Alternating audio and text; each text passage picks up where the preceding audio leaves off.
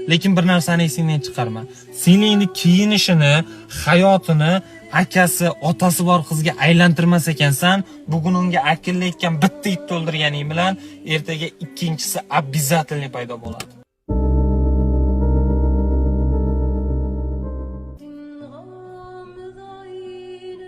Alo. Bo'ldi, sening dugonalaring bilan kvartirangga boraver, men o'zim keyin hal qilaman. Xo'p.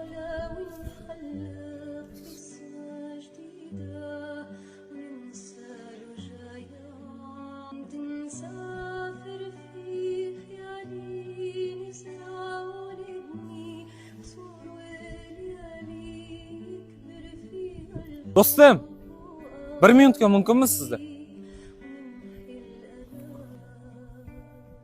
Assalomu alaykum. Yaxshimisiz, joningiz omonmi? She'rda o'qiysizmi? Mashinaga o'tiring-da, gap bor.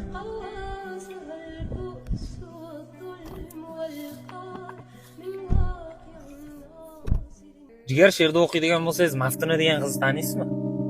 3-kursda o'qiydi. Bratan, u Maftunani aytyapsizmi? Uni tanimaydigan odamni o'zi yo'q, o'qishimizni korolevasi. Agar siz uni uylanishga so'rayotgan bo'lsangiz, sizga tavsiya etmayman. U kiyinadigan kiyimlarda aytmaysizmi? Fohishadan umuman farqi yo'q uni. O'zim ham gaplashganman, o'rtoqlarim ham gaplashgan. Yarim kechasi telefon qilib chiqib ko'chaga. O'sh bu yoqqa. Aka, o'sh bu yoqqa. Bratan, bratan. Bratan! Bratan!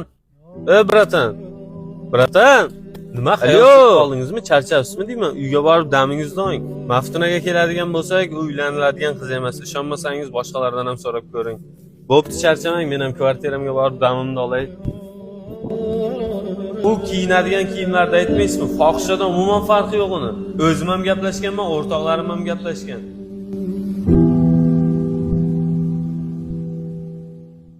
Bilaman.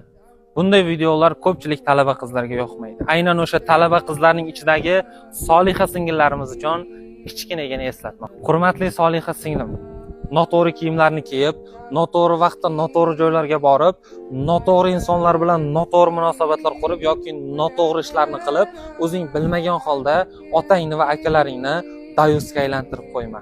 Ota-onang senga ishonganligi uchun kerak bo'lsa boshqa viloyatga jo'natib seni o'qityapti. Ularning ishonchiga tupurmaysan degan umiddaman. So'zlarimizni dayuslarga aloqador bo'lgan ajoyib bir jumla bilan yakunlamoqchi bo'ldik-ku, lekin o'sha jumlani yozib ketishingiz uchun sizlarga kommentariyani ochib qo'ydik. Qalbingizni isloh qilsin. Salomat bo'ling.